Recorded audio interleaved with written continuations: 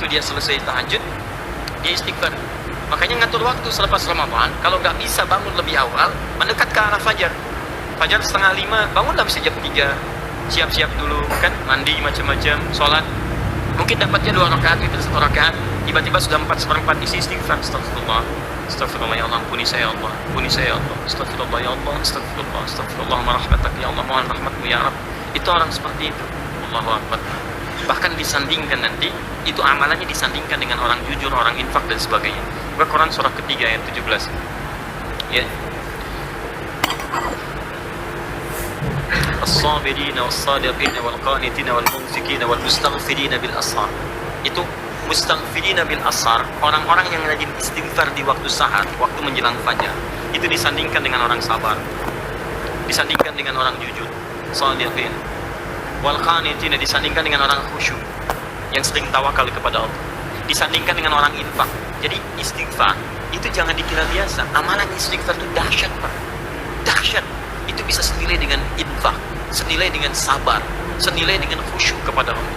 Makanya banyak para ulama kalau punya waktu singkat, dia ingin memohon dengan banyak, dia hanya akan istighfar. Seperti waktu singkat antara 2 khutbah Jumat itu. Makanya khatib mengatakan fastaghfiru, ayo istighfar aja, istighfar. Jadi kalau doa Anda terlampau banyak, Anda mendingan istighfar. Sebab istighfar itu ketika Allah ampuni dosa Anda plus dengan mengabulkan segala keinginan Anda. Diberikan seketika. Kan saya pernah kisahkan dulu kisah tukang roti dengan salah seorang imam besar, Imam Ahmad bin Hanbal. Pernah saya kisahkan kan? Ya, di seorang, Masya Allah, tiba-tiba Imam Ahmad diperjalankan oleh Allah ke satu tempat. Begitu jalan, capek, ya, beliau ingin istirahat satu masjid. Begitu masuk, diusir oleh marbot masjid, imam besar. Karena cuma tahu aja Imam Ahmad, tapi nggak pernah melihat parasnya. Kan dulu belum ada media sosial, ya. Sekarang kan udah bisa bikin status. Masuk, ya lah, keluar. Lana tadi Imam Ahmad tahu hukum fikih, saya istirahat sejenak. La, barah. Kasar. Barah itu udah kasar. Ukhruj itu keluar. Barah kasar.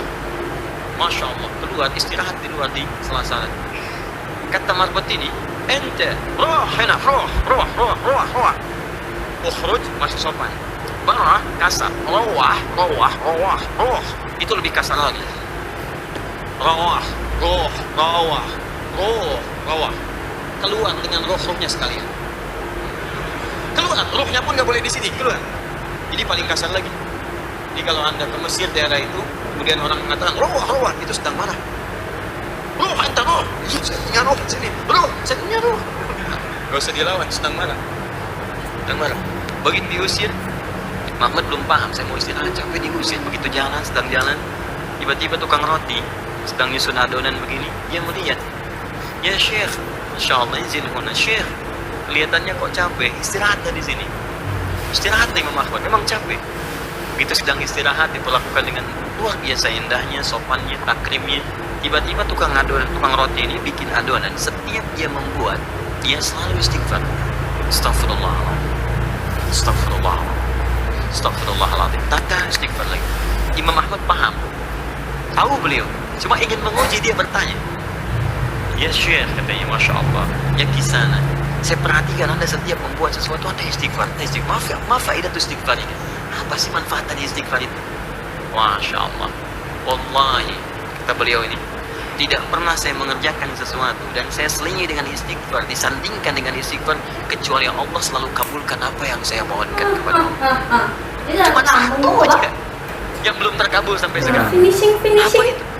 Wallahi saya bermohon kepada Allah supaya saya sebelum meninggal atau orang itu meninggal, saya berjumpa dulu. Saya ingin berjumpa dengan Imam Ahmad bin Hanbal. Sampai sekarang belum terkabulkan. Saya bermohon kepada Allah sebelum saya wafat atau sebelum sang imam wafat, saya ingin bertemu dengan beliau. Saya istighfar, belum terkabulkan. Kata Imam Ahmad, Allahu Akbar. Ya Allah, rupanya ini yang memperjalankan saya dari tempat saya tinggal masuk ke masjid sampai keluar dari rumah Allah, ditempatkan di tempat Anda gara-gara istighfar kamu itu. Allahu Akbar. Jangan lakukan pada saya. Astagfirullah, Ustaz. Repot saya. Biasa, isi dan faedah istighfar itu tinggi. Salah satunya jadi penghuni surga tingkat 2, level kedua, VIP tinggi. Astagfirullah. Dan kita akan terjaga. Karena orang istighfar itu, dia mengembalikan kondisi dirinya dari yang kotor jadi baik. Dia tobat dari dosa. Jadi begitu dia bertobat, Allah bimbing dia. Astagfirullah, astagfirullah. Karena istighfar itu kalau diucapkan dengan benar, itu energinya akan terhampar ke seluruh anggota tubuh kita dan menjaga kita dari maksiat. Demi Allah saya katakan, itu akan refleks segala apapun. Ya, apapun akan refleks. Bahkan Anda keluar masjid aja, kaki kanan yang keluar Anda bisa istighfar. Astagfirullah, salah. Harus kiri. Masuk kanan, begitu masuk kiri, astagfirullah, salah. Ya, pakai sendal mirip ternyata punya orang, astagfirullah, salah. Ya. Jalan tuh, nggak ada astagfirullah, salah, pakai aja astagfirullah, astagfirullah, nggak ada begitu. Betul. Semua gitu ya, gambar macam-macam segalanya, itu enak. Kalau udah terbiasa tuh enak, astagfirullah, astagfirullah. Ke busway, di angkot, astagfirullah, astagfirullah, astagfirullah. Ya, assalamualaikum Pak, waalaikumsalam warahmatullahi wabarakatuh. Bapak nama siapa? Astagfirullah. Pokoknya enak lah.